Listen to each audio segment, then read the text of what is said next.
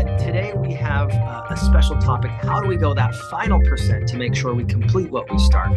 We are able to do all of the things that are in our power to finish. And I think it's so valuable in business to be able to complete the very best of our abilities, every single thing that we can, and how to eliminate that procrastination, how to focus on that accountability. He's got a wealth of experience in all of these different facets. And when you have questions, he's going to be one of the best people I know to answer them. So, Mr. Daine Clark, come off mute. Good morning, my friend. How you doing? What is up, my friends? Happy Wealth Wednesday to every one of you guys. Berta, Celeste, Chuck, Gilbert, Janet, Kathy. Good to see you all as usual. Nicholas, Pat, Sandra. My favorite people on a Wednesday morning. Love to see you guys. And awesome to hear that story from you, Bruce. And I didn't know that you just went full time, but that is awesome. Congratulations, brother. Um, Cool. Well, let's see. Let's see, Brigham, you said the going the final percent. Yes, that final percent. You've heard of the final percent, right? You go not just 99%, you got to finish everything. You go all the way. Yes. So, how have you gone that Yes. final percent You in know, your business and life? this is actually funny that you bring this up at this very moment in even my life. Um, I've got some stories to share. So, one of the funniest things about, let's call it human nature, that I've noticed is that it's easy to become complacent. When you've gone 99% of the way, it's easy to be like it works.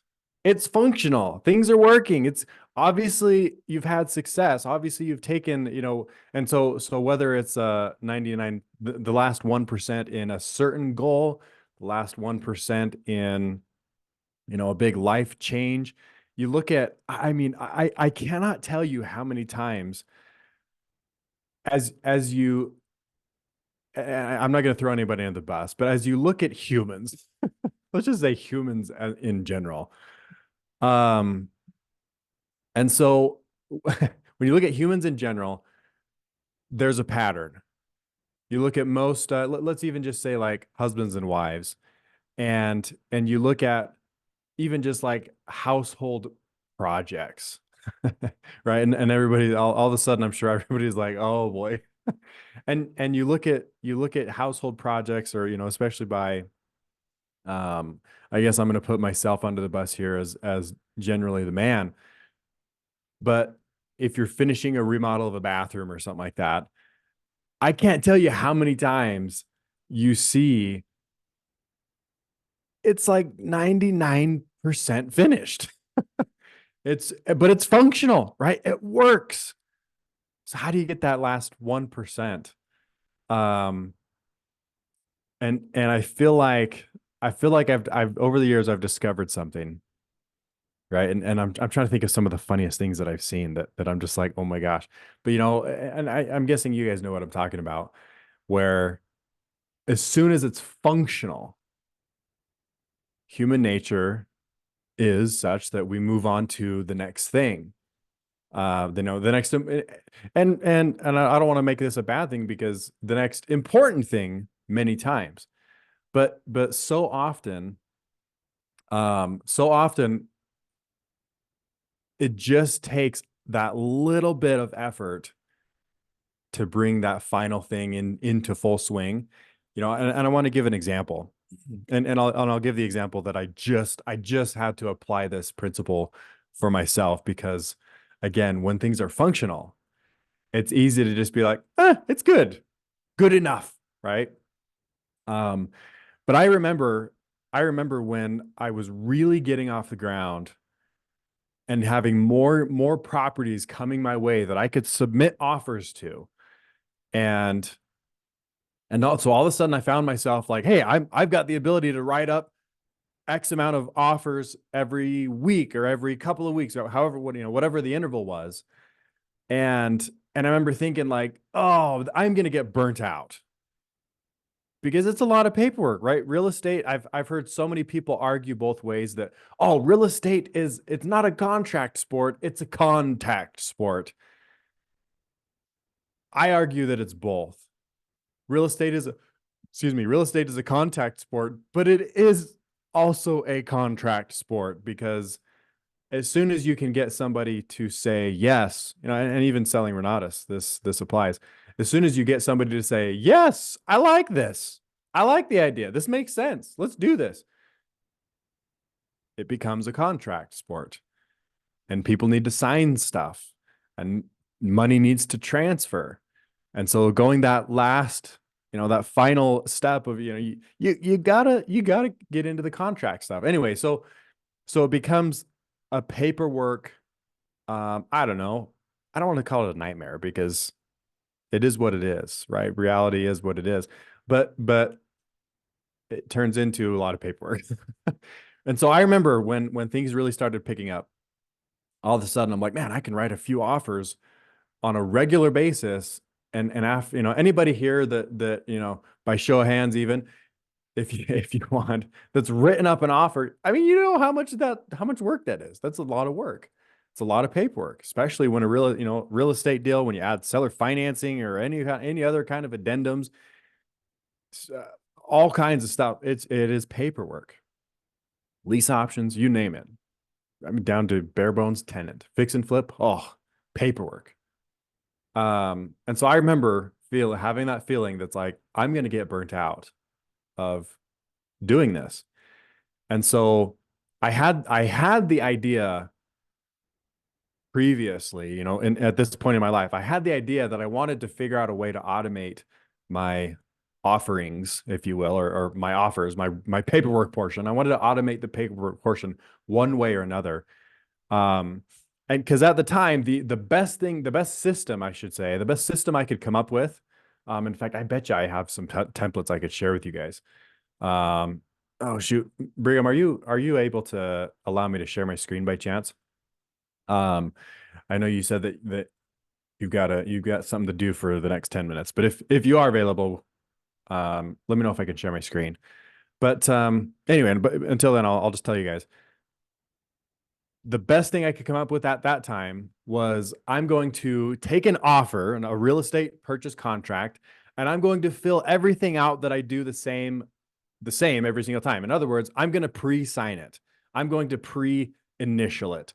I'm going to pre-check the boxes that I most often check.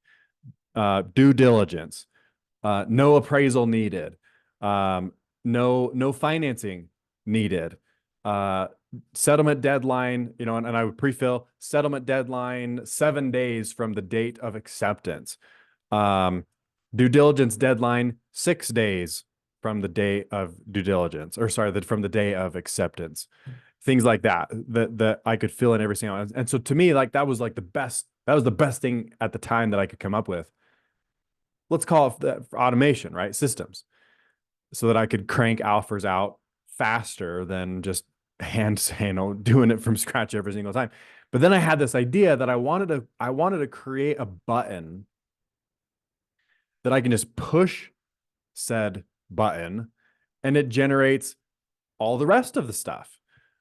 The names, the addresses, the dates, the dollar amounts, all of the other stuff that I still had to fill in manually.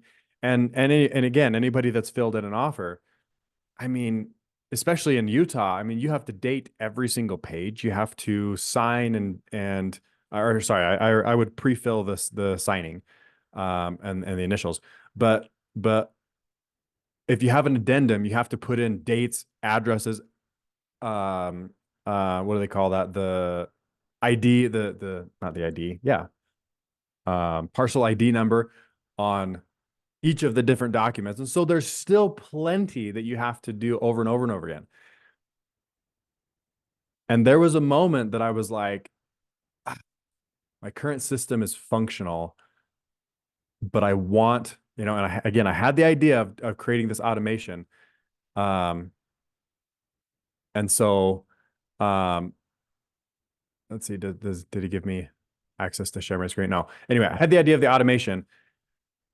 But because it was functional, I didn't do anything for, I don't know if I want to say years, at least months. And there came a time where it was like, okay, here's what we're going to do to force myself to go, let's call it that last 1%. And I told myself, oh, cool. Thank you. He says I can share my screen now. So here's an example. Let's see, share. Oh man, if I share the whole big screen, it's not going to be, actually, I've got an idea. If I share, let's see, let's do this window finder. And if I just make this big. Right. Yeah. And let's see. Oh, I grabbed the wrong key. Let's see who came off of mute. Let's Whoops. see. Sorry. All right, my favorite friend. Okay, so let's see, templates. Let's do investor Repsy. Here we are. So if you can see this, let's see if I can move that so it's right in the window. I pre-filled in, my company's name is Daine Clark. I've got a Series LLC. I've checked the box here that, this is going to be different every time because different dollar amounts.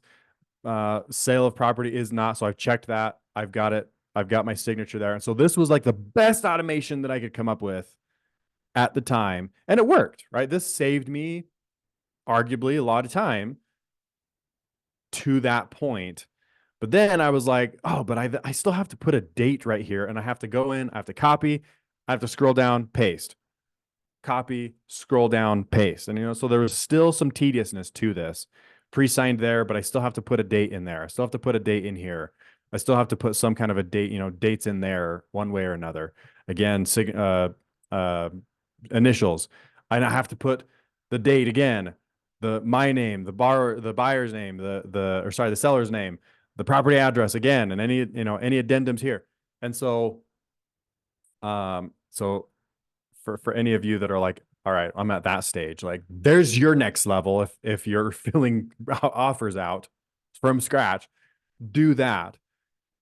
But anyway, so that last 1%, I told myself I want to be able to just push button, fills out all the information. Again, still pre-signed. And the way that I got myself was I decided that I would not submit another offer until that system was done. In other words, as soon as I could see the greater light, I could see the writing on the wall that I was going to get burnt out of even doing that.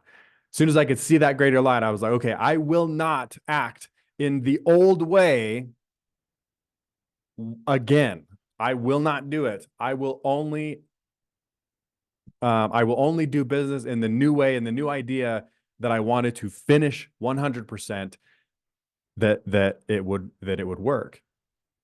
And I'll tell you, that got me out of bed, stayed up late because all of a sudden I had an offer to put in, to submit. And I was like, crap, crunch time, just like when we were in school and you're crunching for the test tomorrow or the let's say the big assignment that's due tomorrow, the project or whatever. And all of a sudden human nature is such that you're staying up late, you're getting up early, you're sacrificing, I don't know, breakfast, lunch, or dinner, whatever, all three of them, and you get it done. Most of the time in human nature, that's when people are like at their peak, even in creative. And so I was like, okay, how do I create that scenario? Right? Because we've already talked about this before, that let's see, what's the saying? The highest form of motivation is obligation. And so how do you do it? How do you force yourself to obligate yourself to something? You tell yourself, well, not happening unless I finish said thing. And so for me in this example, it was, I will not submit another offer again, everybody make sure that you place yourself wherever you are into the, the last thing I want anybody to get from this is like, oh crap, I need to go make automated offers. No, that's not what I'm saying. Whatever it is that is that next thing for you, you need to decide, I will not do that thing in my old way. I will only do this new way, or, you know, in other words, let's call it the finishing the last 1%. All of a sudden you decide it's not functional as it is. The only way it will be functional is if I finish, again, the said last 1%. And finish I did, because all of a sudden people, I would commit to other people. Yes, I will submit an offer. And I was like, crap, my automated system is not done. And so therefore I need to wake up extra early and get this finished. I need to stay up extra late and get this finished until, you know, again, we see that principle, the principle of until it's done. And I've had to use this multiple times in my own life, where again, things are functional and it works, but holy cow, it could be better if only I were to finish, right? And so this actually just happened last, was it last week? Yeah, we're February 7th. So yeah, this was just last week. I've got dozens of cash flowing properties, and anybody that has a property that has a mortgage on it, you know, and especially the first time this ever might have happened to you, you know that mortgage payments change every year, even because taxes change and insurance changes. And so this just happened to me because on where I've got a lot of properties under management, let's just call it that. A lot of properties under management, there's mortgages involved, seller financing, if you will. Even then, it still has to change because taxes change and insurance changes. So every year I have to watch for the changes, make sure that I know about it, make sure that my servicer knows about it, make sure that my assistant knows about it, make sure that the buyer knows about it, and make sure that at the end of the day, the bank gets the difference. That change, the mortgage changes because of the taxes and insurance. I dread it actually until now. But for years, I've dreaded this time of year because I know, oh boy, they're all going to start flooding in, and we got to change all the taxes, and everybody needs to know about it. And so this year, I told myself, I will not send any of because I used to just do it all manually. I would go in and I'd get all the information, I'd be typing it out, and I'd manually email to people and manually email to the other people that need to know, and oh, it's like doing taxes almost. we already have to do that, and I don't want to add more. It's a project, especially as we've accumulated more and more property. And so this year, I told myself, I will not manually do, and it was so funny because I was so close to just being like, because I've got one due in like 3 days, 72 hours from now, I've got one due, and I don't want to have to like let everybody know like the day of. That's not fair. And so I stayed up super late, got up early, literally hours before things needed to change come February 1st for several of these the first of several of these properties that are changing. And I told myself, I will not do any manual updates, getting all this information from banks, from county recorders or county treasurers, county assessors for taxes, insurance companies. I will not do any of it manual this year. And it was funny because things started stacking up and I didn't quite get it done. And things started stacking up over the months over the month of January, over the month over the month of December, they started trickling in. Over the month of January, they started trickling. And all of a sudden, here we are, February 1st due dates. And I had committed to myself, I will not do it. I will not send one manual update to all the people who need to be in the know. This year, it will only be automated system. That again, I have the idea of how to do it. And I'm proud to say that this year, everything so far has been sent 100% in our automated system. I finished that 1% finish line to where now, in fact, here, I'll show you guys. For some people that you're not going to, this won't make sense to some, but you know what? Just, I guess, take my word for it. But in this new contract for deed system that I'm building, again, it looks like crap. It's not pretty, but all my assistant has to do is get this, we call it the new tax, the new insurance. All my assistant has to do is punch a number into this field, and it will erase these 4 fields here. I put this in so I didn't accidentally send this to everybody. But all she has to do is punch in a number right there, make sure that these are empty, and it creates automatically the, adjust the payments for everybody, adjust everything. And it emails it to everybody that needs to know at the end of the day. And so here, let's see if I share, and that's it. All she has to do is punch in a number right there. Done.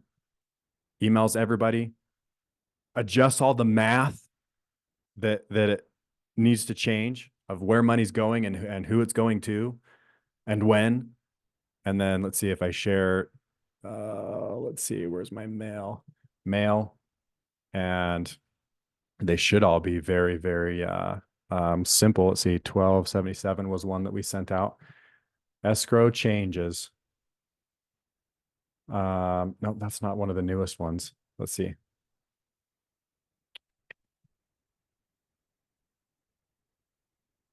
Oh, come on. Where's there should be one that it wasn't 1277, I guess. I'm trying to remember the account number here. I can look it up over here. We sent one for City. Was it Tooele? Let's see. Oh, here we go. Account number 1391. There it is. Finished product. It's and it lets people know, like, hey, these are the things that stay the same. Here's the things that changed. And so all my assistant has to do now is punch in that $1 amount, adjust all the math, sends emails to the buyer. So here's what got sent to the buyer. Here's the information that the buyer needs to know. Here's the information that my servicer needs to know. Here's the information that all the breakdowns and where they're sending the money and when, and the system even realizes if my servicer is making the payment or if the servicer is sending the payment to me and we're making the payment, and the system knows now if they're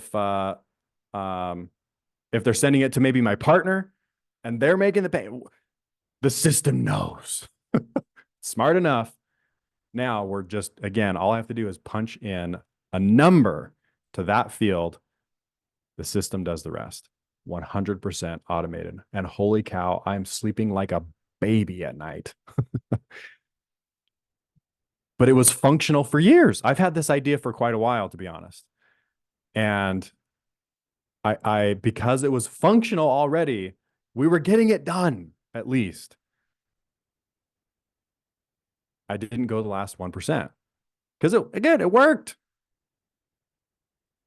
But I finally just changed my mind and said, I will not operate in the old way because I've seen a greater light of what's possible.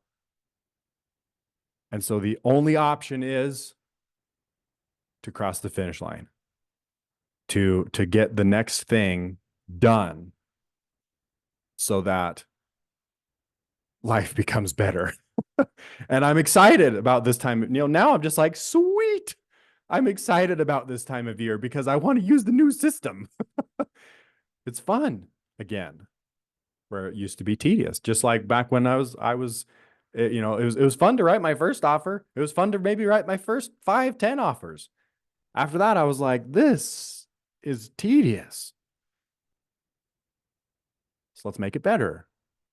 And I will not operate in the old way because the only option is the new way. And when you obligate yourself to other people, because let's be honest, I am obligated to get all this information out. I have already told everybody that I will. when I first entered into all of these real estate deals, I basically committed that, yes, every year I'll make sure that all of that stuff and everyone in the need to know is up to date. I've obligated myself to do it. But then I changed it to say, you know what? My new obligation is that I will do it, or my assistant will do it through a system.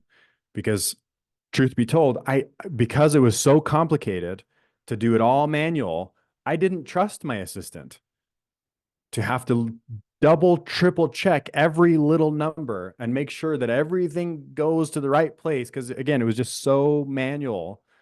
I didn't even trust my assistant because I would make mistakes. And if even I'm making mistakes, how can I trust even an employee to take as much care as an owner to get that done, right? And so, but now I'm just like, yeah, my assistant can do it.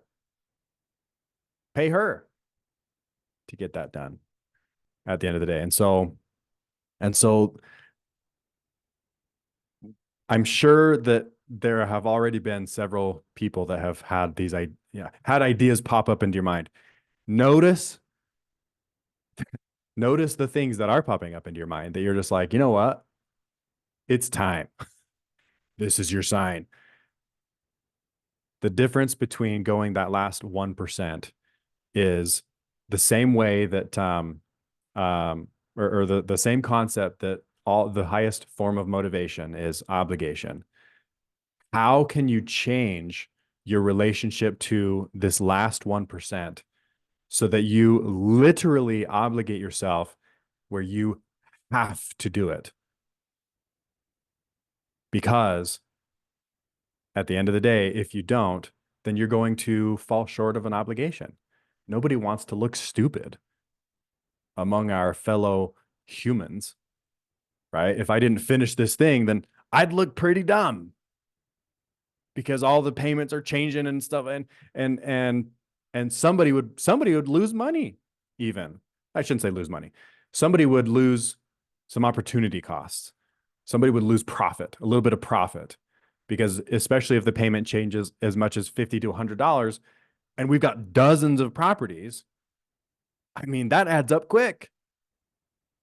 And so in my case, who's going to eat that?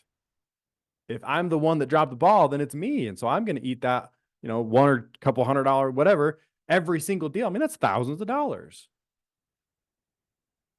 And so whatever it is that's popped up into your mind, find out what you can do to give yourself that the test is tomorrow effect, or in 72 hours or whatever it is, that gets you to say, it's time to finish. It's time to make this the priority. It's time to say, you know what, I will work until, and if that means early mornings, late nights, whatever it is, because you're striving for a better life, better quality of life, or typically that's what goals entail, is it's going to make your life better one way or another. Money, time, spirituality. I mean, you name it. All goals make lives better, especially when achieved. What is it that you're like, this is going to get me to say, all right, 1%. We're crossing the finish line, because functional, just straight functional is not good enough. It's time to take it to that next level. So I hope this is making sense. And I So hope I had a quick question, Dane. Go ahead, Chuck. So when you're obligating yourself to go this final percent or whatever, how do you know what to do to get the project done, I guess? Because I mean, I've done these obligations before, and like I'd say like 90% of the time I fall short. So and then I feel like I'm failing. So I mean, how do you figure out what the next step is to fulfill that obligation? So sounds like the obligation needs to be knowing what to do. I'm trying to remember the guy's name that says this, but most people that don't achieve what they want, or most people that don't get what they want, it's for two reasons. One, is they don't actually know what they want. And two, it's that they just don't know how to go get what they want. If somebody knows who said that, I think it was, God, what's his name? Anyway, doesn't matter. Somebody said it, and I believe it. So most people, again, to reiterate, most people don't get what they want because one, they don't know what they want, and two is they don't know how to go get what they want. And so in your case, in one way or the other, if you're like, okay, well, maybe I don't know what I want, or maybe you do know what you want and you just don't know how to get it, that's the next step to find out. And so you need to figure out what can you obligate yourself to, or who can you obligate yourself to say, yeah, it was either Simon Sinek, or it would have been, oh my gosh, Grant Cardone. It might have been Grant Cardone. But what was I saying? Oh, obligating yourself to either one of those things. Because if you already know what you want, but you just don't know how to get it, that's the next step, is figuring out, how do I get this? So let's say in my own example, I knew I was doing manual stuff and that it was driving me crazy. That's the first sign that you know, like, okay, there needs to be a better way than current situation. There needs to be something better. There needs to be. And so I didn't know how to do all this out. Like, if anybody thinks that I came in fact, Nicholas and I were even talking about this yesterday. I did not come into Renatus knowing spreadsheets. I mean, I had like this much knowledge, but I knew that there was a better way. And so I spent my time researching. I spent my time YouTubing. Instead of YouTubing funny cats and idiots driving off of cliffs on dirt bikes, or, whatever, doing stupid stuff, or even political, watching, political, I'm a big, like, what the heck's going on in the world kind of guy. Instead of watching that kind of stuff, I would be YouTubing these people that barely speak English, but just, they know how to program. They know how to do spreadsheets and stuff like that. And so I'm sitting there trying to like translate their funny English, watching these YouTube videos of them doing these things that I know I want to do in my situation. And so it comes into what are you spending your time researching? What are you spending your time learning? What are you spending your time asking questions in the world? What are you spending your time Googling? Right? Or asking other people, like, what do you Google to get to what you want? Because often, and that's the thing I love about Renatus, is most people don't even know what to Google when it comes to learning real estate or sales or contracts or creative strategy, seller finance. I mean, I remember the first time I ever heard the term subject to. That term didn't exist in my world until Renatus spoke it into my ears. I wouldn't have known what to Google. Same thing in some of the automation things that I've shared. I wouldn't have known what to Google until I started seeking out, asking other people that did know, pointing me in the right direction, all the way to the point where I was like, okay, now I know what to do. And it's just a matter of doing it at that point. And so, if you can obligate yourself, and see, I'm trying to think how I might have obligated myself to find out what that was, what to do, because, it wasn't the first time I had automated something. I had done some other stuff. Let's see. I think it was, and maybe I even need to find some other stories outside of automation. But yeah, I remember in that same, in the same concept, if you will, of I have to find a better way. And usually the sign that it's time to find something is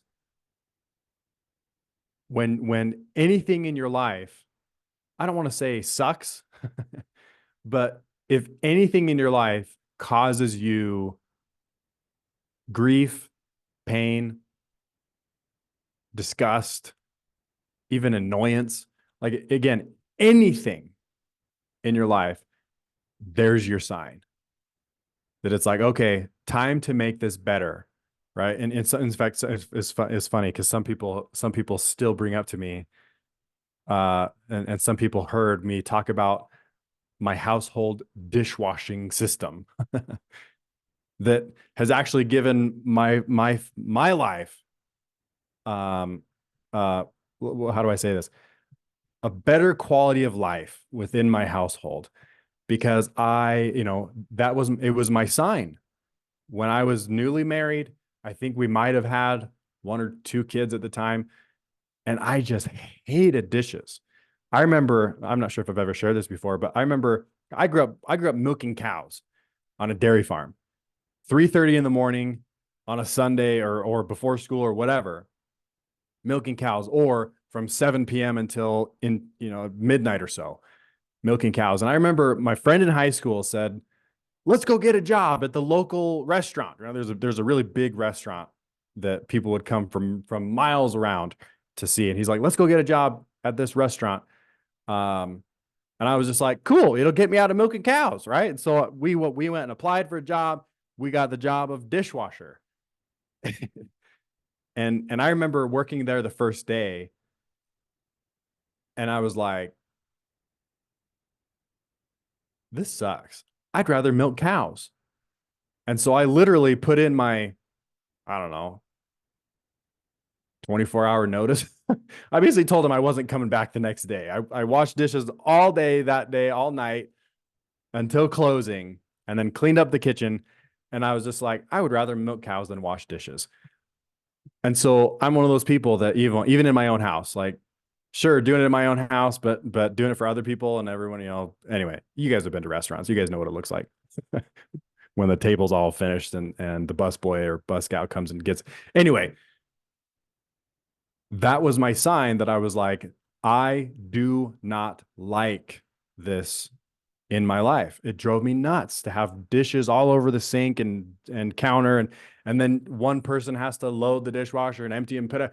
No, that was my sign that I was like, this is not good enough. And so set out to say, all right, if it's not good enough, what am I going to do that's better? And it morphed over time and graduated until what we do even today. That and at first it was in fact, I probably shared this, we rarely ran the dishwasher, but now we have 6 people in our family, and so we still have that template dishwasher system that my wife and I have put together, but we run the dishwasher several times a day now. But there's still the template. We just never empty the dishwasher. The template dishwasher is the same, but now you close it, you push the start button, done. And then after breakfast or for lunch, you got a bunch of clean dishes, but you don't put it in the cupboard. You just pull it out of the template. Anyway, yeah, I think you guys are picking up what I'm putting down. If there's anything in your life that you're like, all right, I don't like this, there's your sign. If it's business related, if it's within the walls of your home related, if it's spiritual related, career related, anything. If there's anything that you can point to and say, I know what, I don't like this. It is time to find out what is next in that system, in that process, in that anything. Right. And so Chuck, tell me if this is helping. Because in that process, when you say to yourself, you are setting out, you're setting sail, we are going to find the better way. It's interesting because now you enter the world differently. You get out of bed differently. You show up in every interaction that you have with other humans differently. And all of a sudden you start hearing the way people talk differently, and all the way to the point where that you're searching when and you just know it when you see it.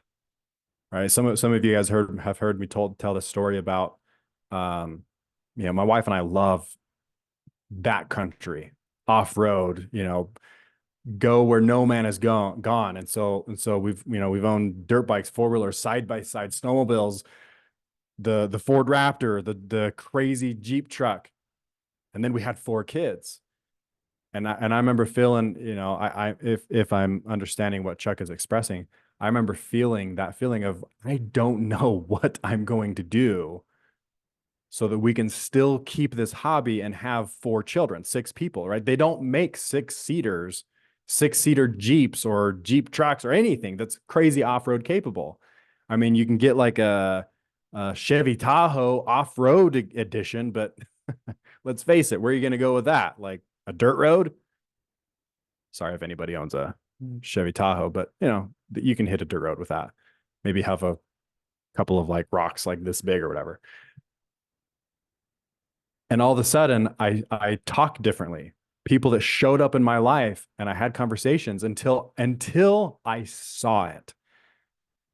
And there was one gentleman that I was talking to just in passing, and I shared my goal, and he's like, I know a guy that you need to meet that met, that led to another guy that led to another guy.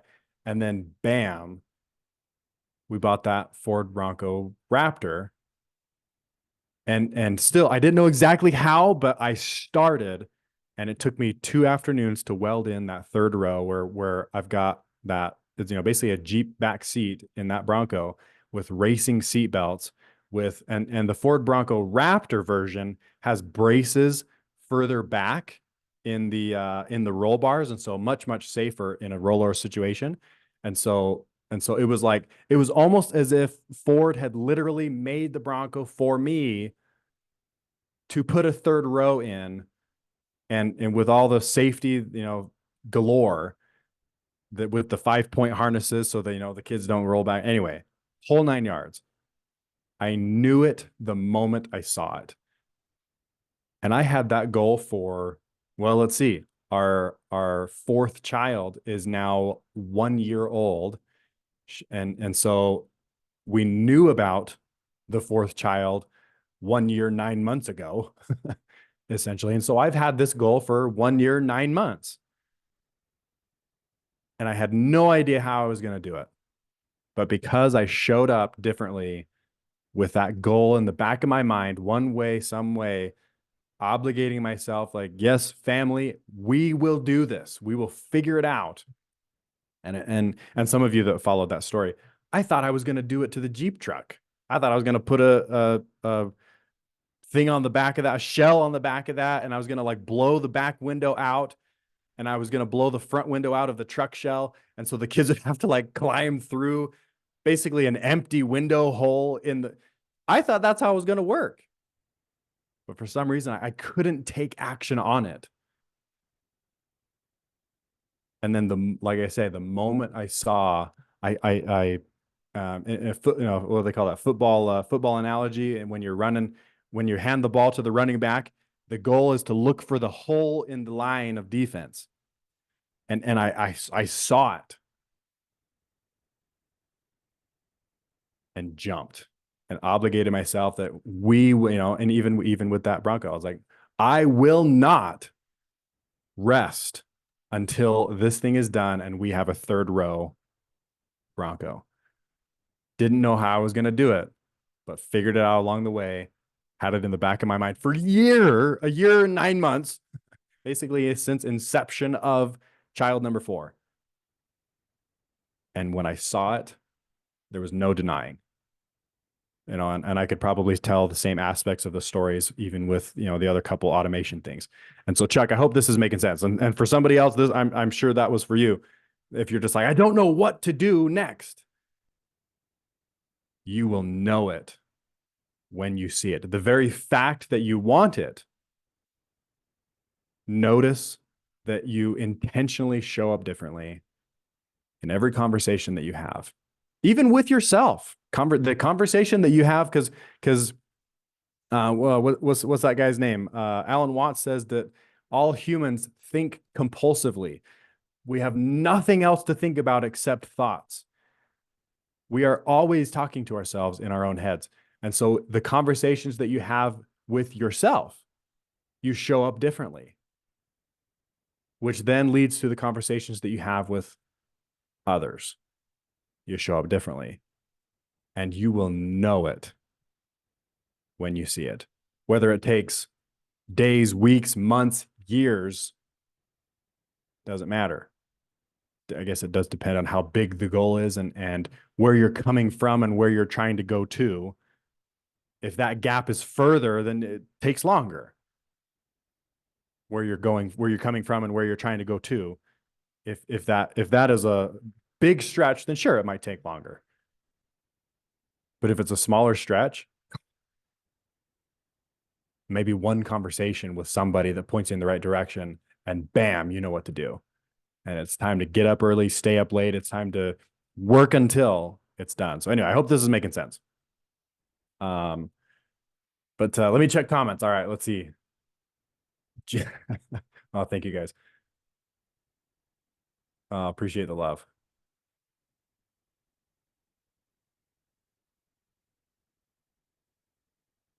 Constant iteration to be others. Cool. I don't see any questions. But yeah, questions, comments. Chuck, did that? Oh, actually, Chuck's gone. Chuck, did that? If you can still hear us, did we get the creative juices flowing? Do you know what to do now? You're on mute. No, I don't exactly know what to do, but it sounds like I confused you. Just keep asking, and eventually it'll come. Eventually, when I realize it, I'll know. That's what I got out of that. So change the way that you talk to yourself, because it matters. The internal conversation you have with yourself, it matters. It will then change the conversation that you have with others, what you notice in others, what you hear from others, and how you speak to them. And research. If you don't know what's next, find out what's next. Right. And if you want, let's see, we're just after 9 o'clock. So we got to jump into the dream call. Share with me what the goal is that you don't know what to do next.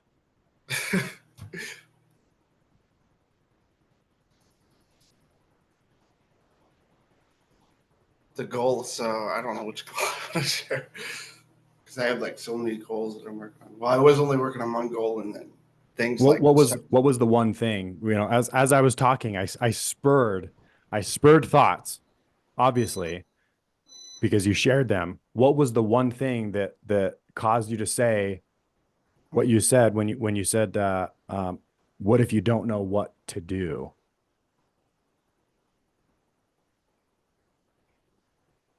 I think it's in my business and my relationships. That's where I'm basically. Yeah.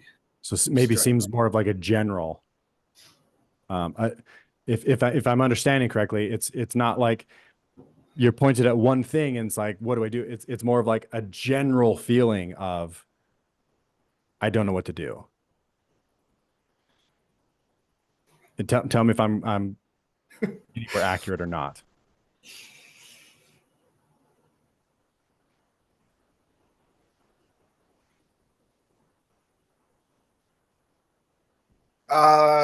Yeah, because it just seems like everything's falling apart, and I'm just trying to figure out what the next step is, but I can't see anything. So it sounds to me that it is the conversation with self. Because if it's a general feeling, right? Because it's one thing to say, like, I know exactly what I want. Let's use, I don't know, let's use the Broncos situation. I know exactly what I want. I want a third row vehicle, that crazy off-road that we can jump. But I didn't know how to get it. Right? That's a different situation than more of just like, I just don't know what to do, period. Right? Is that making sense? And so two things that I'll suggest. One, I remember hearing from on a religious front somewhere, somebody said to me sometime in my life, I could not tell you who, but they said, when you pray, you get, and when you pray generally, you get general answers. But when you pray specifically, you get specific answers. The same thing happens with goals. If you have general goals, I want to flip a house. I want to do a wholesale. I want to make $100,000 in a year. When you have a general goal, typically it's harder to, because you get general, that's not as effective. Let's just say that. But when you get down to specifics, and you can create, you know, just like in the religious analogy, when you have specific prayers, you get specific answers. The more specific you can make a goal, the higher likelihood you are to get it. And so one item that I'm gonna tell you is, well, let me ask, do you have any written goals in your handwriting, not on a screen, not on a digital, anything? Do you have any handwritten on paper, pen to paper, not a pencil? Pencils can be erased. Pen. Do you have any goals written in pen anywhere within the walls of your home? Yeah, I do. So take those and make them one step more specific. That's it, right? There's that 1%. Take whatever goal, pick one. Take that goal and make it more specific somehow, somewhere, whether you have to scratch it and rewrite it or whether you add to the beginning or add to the end, somehow make it more specific. Does that make sense? Yeah. Because all of a sudden, when you put more time and effort into the goal itself, you're going to get some kind of revelation. You're going to get some kind of ideas. You're going to get some kind of name that pops them into your head to talk to about said goal.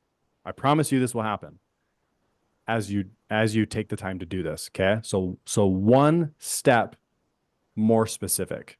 Pick any goal. I don't care if you do it to all of them, but bare minimum, do it to one of them. Fair enough? Yeah, that's fair. More specific. Next thing is work on the conversation that you have with yourself. Because that's the one that never stops, but it is also the one that matters most. The conversation that you have with yourself, in my opinion, will make or break your life. And so I'm guessing that you know what I mean by this. The internal dialogue. But commit to yourself that you will talk as nice to yourself as you talk to me, right? I can tell you're a very polite person, but just make sure that you are giving yourself the same politeness in your own internal conversations, in your own internal thoughts, if that makes sense. Fair enough? Yeah, that makes sense. Cool. All right. Return and report. I will see you next week. All right. All right. Let's talk some real estate. Tamara. Let's see. I'm trying to think. Let me check comments. Does anybody have? Chuck, you might have too many goals. Is what Sandra says. Go ahead, Tamara. Good morning, everyone. This is actually a very easy one, Daine. Oh man, you don't have a doozy for me? I mean, I could go down a rabbit hole, but I'll keep it simple today. So my lake house project is pretty much done. Right now, I'm in full staging mode and getting it ready for Airbnb. But I found that like four or five of my electrical units upstairs are not working. So my question is, it's my contractor's responsibility to come back and fix that, correct? That put them all in? I mean, I guess it depends on your agreement with them. But yeah, if he was paid to do that job, then I mean, he should. When you say it depends on the agreement, like, can you make an agreement that says in the contract that anything that's, oh, you can, dang it, I gotta get better with these. I gotta get tighter with these contracts. Like that says like they're responsible for things, that anything that comes up in the that might come about that's not done right or something in a time frame. Oh wait, I think I now understand a little better what you're saying, because he's like done, supposedly he's done and paid, Right. and it was just never caught that he wasn't actually done. He thought he was done, you thought he was done, he got paid, and then you're like, oh shoot, wasn't Yeah, I done. guess that was like, this is the last thing I checked. Like I didn't check them. The other ones were all working, and these are the only ones that aren't. Yeah. And so have you already had a conversation with him? Yeah, it's been through text. It's his subcontractor that put them in, so we haven't been able to get a hold of him. So typically he would come back the way he had to come back the other day and put some extra installation in, which I didn't even know he was going to do. So I don't think there's going to be a problem with him coming back. We just haven't been able to get a hold of the subcontractors, and this is going to be an Airbnb by no later than Monday. So I just I'm concerned that there, I just need to get the outlets working before then. So and he's been paid. Yes. Okay, so the leverage is definitely not in your favor at that point. He's been paid minus $2,000 that I somehow oversaw. So there's the $2,000 on the line. But okay, yeah. Okay, cool. So you do have, so you got some leverage. Yeah. Then, and so that's typically your first line of defense is like, hey, I can't pay you until the job is done. And so if he's asking for payment, he's like no, like I can't pay you until the job is done. And so hopefully that can help you with getting it done fast. Because if you're like, hey, this needs to be Monday. And so one thing that I've done in the past is this whole obligation motivation thing is try to get them to be obligated to your own deadline as well. I haven't had one exactly like this, but I had another one where there was hard money on the house.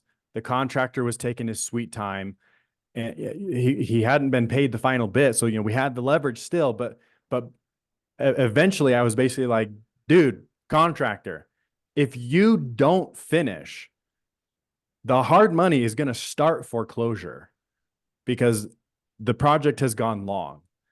And so if you're the one that causes me to go into default because you don't finish on your end so that I can finish on mine, we're going to have a problem. And I like you and everything, but if you're the one that causes me to go into these deeper problems and not meet my obligations, that's a problem. And so I hope that kind of illustrates what I mean by this, where if you can find a way to help them get on board with your own obligation that's time sensitive, is like, hey, come Monday. In fact, do you have people that are going to be coming and staying on Monday? No, I'm going to have it listed buyer before. Okay. Monday.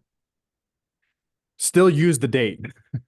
Use the Monday day, even though, like, in hindsight or in your own situation, like, sure, like it's probably okay if the plugs don't work Monday, but it's a wild card when you need the plugs to work. And so yeah, use the Monday date and try to, word it in a way that it's, instead of being like demanding, it's like, can you help me?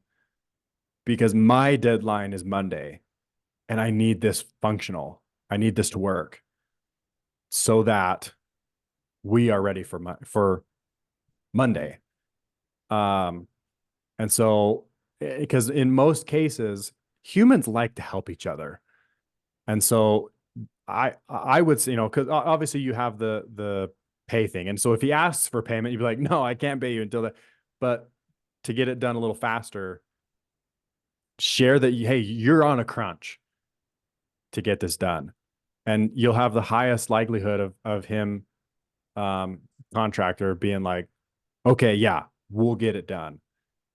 We'll bend over backwards. We'll come early. We'll stay late, whatever it is. Let's call it that effect of cramming for the test effect. In fact, I'm not sure if you were there for that part of before the top of the hour. But that effect of cramming for the test, create that obligation because you already have it. Get him on board to have that obligation with you. I hope that helps. That makes sense. But Yeah. Cool. But yeah, in my opinion, that'd probably be your best shot. Just making sure some of these comments are not questions. Oh, Pat says, Tamara, is there a warranty with the contractor? I mean, I don't know if I'd go to that extent yet. Try to just, basically play on his,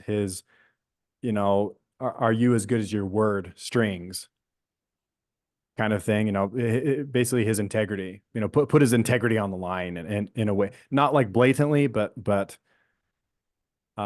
indirectly put his integrity on the line. Hey, I need this. I'm on a crunch. Can you help me meet the crunch, make the crunch, whatever. But yeah, whew. And also, I guess, lesson for all of us, the pay thing. Sure. I'm so relieved to hear that you didn't pay him until, it's done. But more reason that I see people go wrong in the contracting world is that inspection and pay relationship. Inspecting the work and making sure it's functional, going the extra mile is something as simple as outlets. Checking the outlets, bringing your phone charger in and making sure that your phone charges instead of, even if you don't have the outlet detector thing or whatever. But the inspection before you cut a check. I mean, like that is one of the relationships I see go wrong most often. I'm not saying, Tamara, that you did anything wrong. This is just for everybody on the call. Like that is the biggest mistake I see across the board, is that contractor to pay and when inspection before pay relationship. But anyway.